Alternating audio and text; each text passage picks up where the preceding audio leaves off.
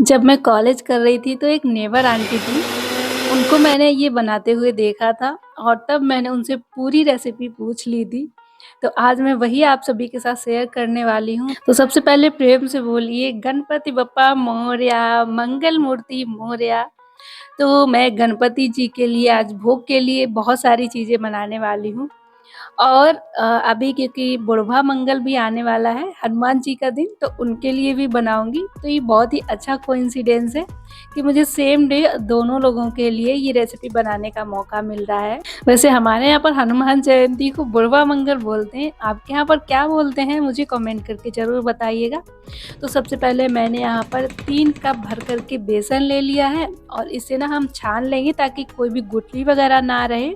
तो आज मैं 3 रेसिपी शेयर कर रही हूँ, इसलिए वीडियो थोड़ा-सा लंबा होगा, लेकिन तीनों रेसिपी बहुत ही ज़्यादा आपको पसंद आएँगी। तो आप वीडियो में लास्ट तक ज़रूर बने रहें। तो सबसे पहले मैं यहाँ पर पानी ले रही हूँ, तो पानी जो है वो मैं नाप कर के लूँगी। अच्छा, 3 कप मैंने बेसन लिया था, तो मैं यहाँ पर पूरा टोटल 2.5 कप पानी इस्तेमाल करूँगी। पूरा एक ही बार में नहीं डालना है, थोड़ा-थोड़ा करके डालना है ताकि जब आप मिक्स करेंगे तो पहले इसमें गुठली वगैरह ना रहें। तो थोड़ा-सा पानी डालेंगे तो थिक बैटर जो होता है उसे फेंटने में आसानी रहती है और गुठली भी ख़त्म हो जाती है। फिर इसके बाद में आपको टोटल 2.5 कप डालना है, तो जितना बचे उतना ही डाल दीजिएगा। परफेक्ट मेज़रमेंट है, आपको आँख बंद करके ये बना लेंगे अगर आप बिल्कुल सही चीज़ें फ़ॉलो करेंगे, बिल्कुल भी गड़बड़ नहीं करिएगा। तो पूरा हम 2.5 कप पानी लेंगे, तो इसमें मैंने 1.5 कप पहले ही डाल दिया है और इसमें थोड़ा अभी इतना बचा हुआ है, तो ये भी हम डाल देते हैं। तो सारी गुठली ख़त्म हो गई है, अब थोड़ा-थोड़ा सा पानी डाल कर के इसे और अच्छे से फेंट लेंगे। तो हर बार की तरह ना आज भी मैं आप सभी से वही बात बोलने वाली हूँ कि अगर आप सभी मेरे चैनल पर नए हो तो चैनल को सब्सक्राइब ज़रूर कर लें और बेल आइकन दबा दें ताकि हर एक वीडियो की नोटिफिकेशन आप तक पहुँच सके। और आपको मेरी रेसिपी कैसी लगती है मुझे कमेंट करके ज़रूर बताइएगा। तो अब ऐसे प्रसाद के लिए मैं बना रही हूँ, आप ऐसे भी खाने के लिए कभी भी इसे बना सकते हैं। तो अब इसका बैटर देखिए, आप एकदम रनी होना चाहिए, एकदम एक भी गुठली वगैरह नहीं होनी चाहिए। अच्छा, एक ज़रूरी बात आप सभी के साथ शेयर कर रही हूँ। वैसे ये वाली ट्रिक आपने बहुत बार देखी होगी कि जो पन्नी होती है या फिर दूध की पन्नी या कोई सा भी आप पन्नी लेकर के उसमें छोटा-सा छेद करते हैं, जैसे कि मोतीचूर के लड्डू की बूंदी आप बनाते हैं। तो वैसे आप बना सकते हैं, ये ट्रिक भी मैं आप सभी के शेयर कर सकती हूँ, लेकिन मैं जेन्युइन बोल रही हूँ कि आप प्लीज़ इसे मत बनाइएगा। तो अभी मैं बताती हूँ कि क्यों नहीं बनाएँगे। तो सबसे पहले आप यहाँ पर बैटर की कंसिस्टेंसी देखिए कि जो बैटर है ना वो एकदम रनी होना चाहिए। आप चम्मच डालेंगे तो चम्मच में हल्की-सी कोटिंग होनी चाहिए। तो मैं यहाँ पर कलछी लेकर के आई हूँ और जो छेद वाली कलछी आपके घर में कोई-सी भी हो, आप वो ले लीजिए। तो इसके ऊपर हम बैटर गिराएँगे। थोड़ा-थोड़ा सा बैटर डालेंगे, जब पूरा बैटर चला जाएगा नीचे, तभी हम बैटर कलछी में डालेंगे।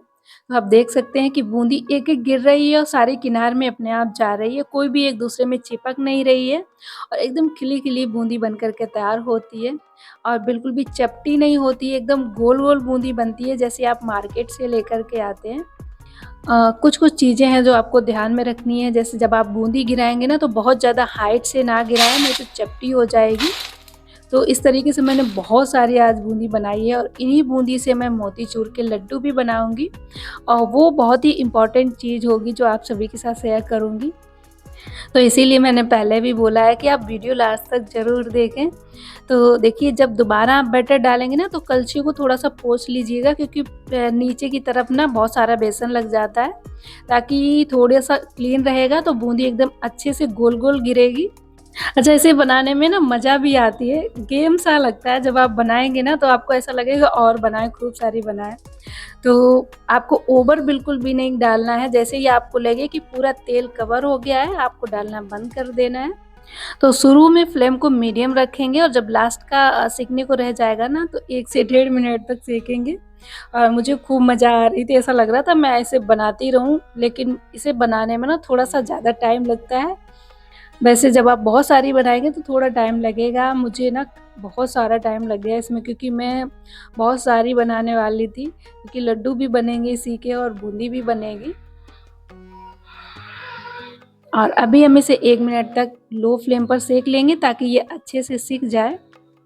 वैसे मैं आपको कुछ बता रही थी, वो जो पन्नी वाला हैक है, तो छेद करके उसकी मोतीचूर के बूंदी बनाते हैं लड्डू बनाने के लिए।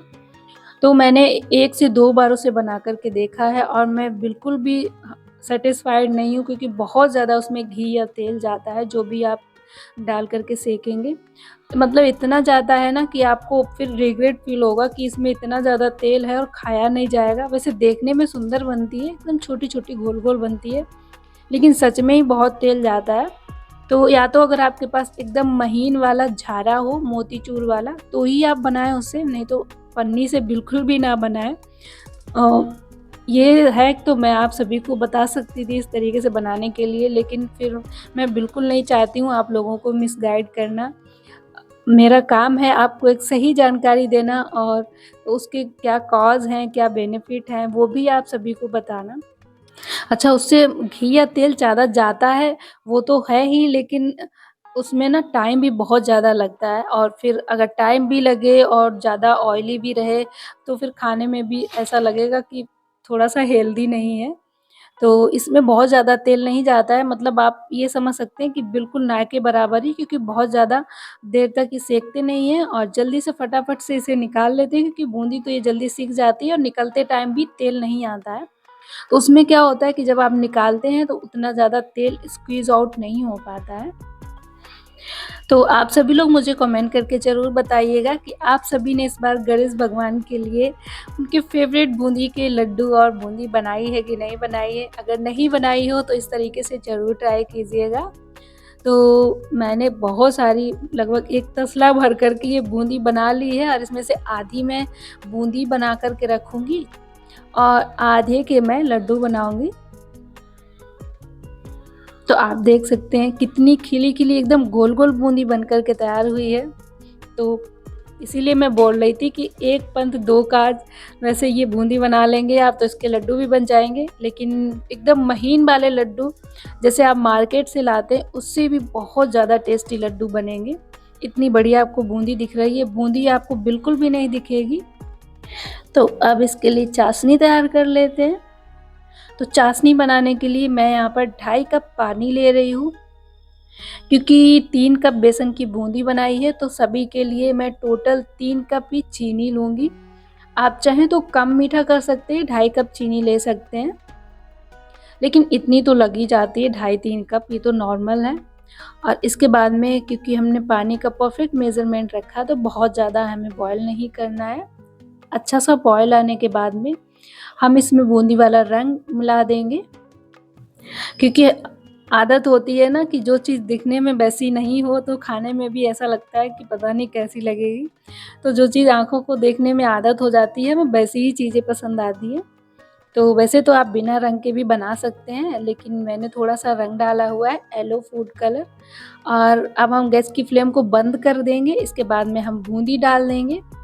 अच्छा, ये ट्रिक होती है खिली-खिली अच्छी और क्रिस्पी बूंदी, मतलब क्रिस्पी बोले तो एकदम एक-एक दाना अलग, बिल्कुल भी सॉगी नहीं हुआ, और एक दाना आप उठाएँ तो बिल्कुल भी चिपका ना रहे, बिल्कुल वैसी वाली परफेक्ट बूंदी बनाने के लिए आप बिल्कुल भी गैस की फ्लेम को ऑन नहीं करेंगे।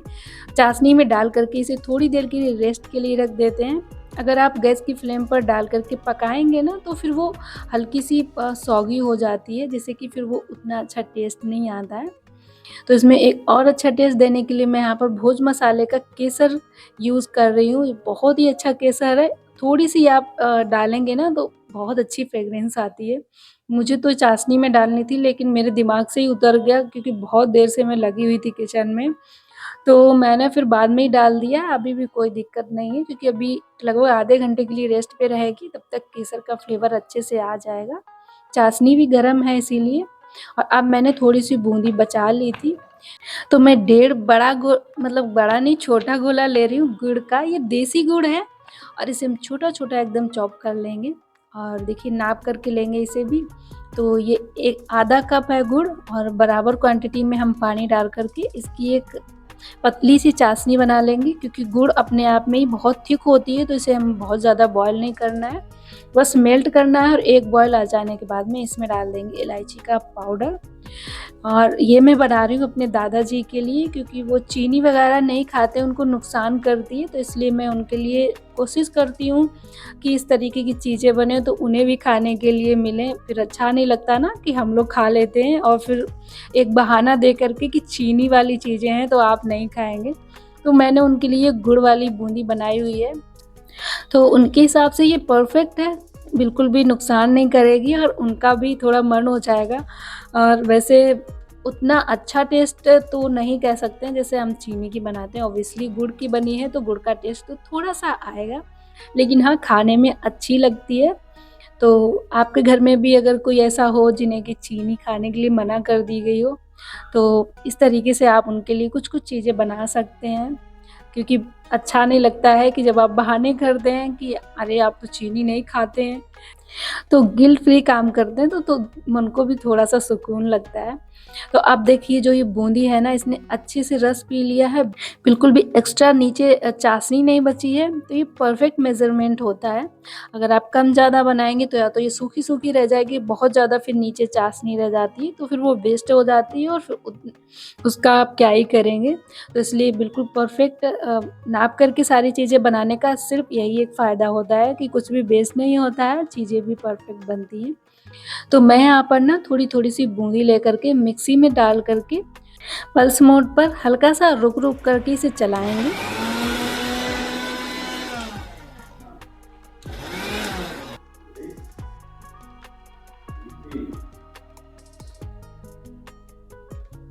तो इससे क्या होगा ना कि इसमें हल्की-सी दरदरी सी ये पिस जाएगी, जिसके ये लड्डू बनेंगे मोतीचूर के। मैं सच बता रही हूँ, आप मार्केट से लेकर के आते हैं, बिल्कुल भी आप एक बार बना कर के इस तरीके से देखिएगा, आप खुद ही कहेंगे कि हाँ, मैं सच कह रही थी। इतने परफेक्ट, इतने टेस्टी बनते हैं ना कि मैं बता नहीं सकती। मेरे घर में ना सबको बहुत पसंद आए हैं और स्पेशली पापा बोल रहे थे कि बेटा ऐसे तो मार्केट से मैंने बिल्कुल भी नहीं खाए हैं। तो मैं ऐसे बोल रही हूँ, आप भले यकीन ना करें, लेकिन आप एक बार बना कर के देखिएगा, फिर मुझे कमेंट करके ज़रूर बताइएगा कि कैसे बने थे। अब देखिए एक और बात, जब आप बूंदी पीसेंगे ना, तो बूंदी में जो चाशनी है वो उसके अंदर रहनी चाहिए, उतना ही पीसेंगे, बिल्कुल सूखी-सूखी सी बूंदी पीसेंगे।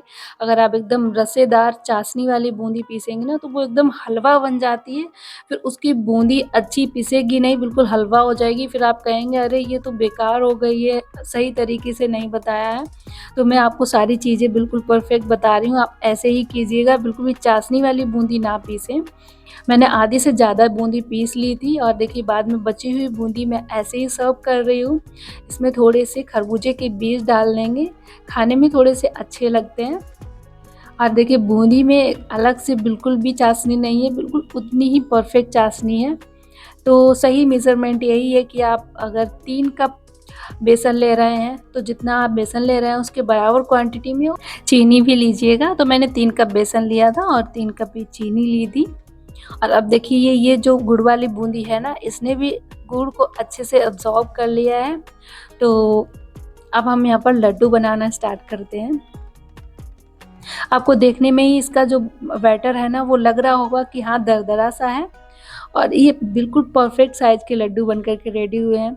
और मैं इतने घंटों से लगी थी ना, तो मेरा कुछ-कुछ चीज़ें ना दिमाग से निकल रही थी, तो मैंने लड्डुओं में ना ये नहीं डाले थे खरबूजे के बीज, फिर मैंने सब में अलग से बाद में लगाए हुए हैं और बचा हुआ बैटर जो था ना, उसमें भी मैंने डाले हैं। परफेक्ट साइज़ के लड्डू बना लेंगे। तो ये सारे लड्डू मैंने प्रसाद के लिए बनाए हैं और बूंदी भी बनाई है। तो पापा जाएँगे मंदिर में चढ़ाने के लिए, वैसे मैं भी जाने वाली थी, लेकिन ना बहुत तेज़ बारिश हो रही थी, तो फिर पापा छाता लेकर के गए। मंदिर में उन्होंने प्रसाद चढ़ाया और मैंने घर में ही पूजा कर ली। लेकिन बारिश की वज़ह से ना वहाँ पर फिर मैं सोच रही थी वहाँ पर भी मंदिर में बहुत अच्छी सजावट थी, शूट करती, लेकिन बारिश की वज़ह से वो पॉसिबल नहीं हो पाया। तो आप लड्डू देख सकते हैं कितने परफेक्ट बने हैं, एकदम दानेदार बने हैं। आप सबको ये रेसिपी कैसी लगी है मुझे कमेंट करके ज़रूर बताइएगा। तरीका कैसा लगा है? अगर अच्छा लगा हो तो मुझे कमेंट ज़रूर करें। अपने फैमिली एंड फ्रेंड्स में ज़रूर शेयर करें। फिर मिलते हैं, तब तक के लिए बाय बाय, टेक केयर।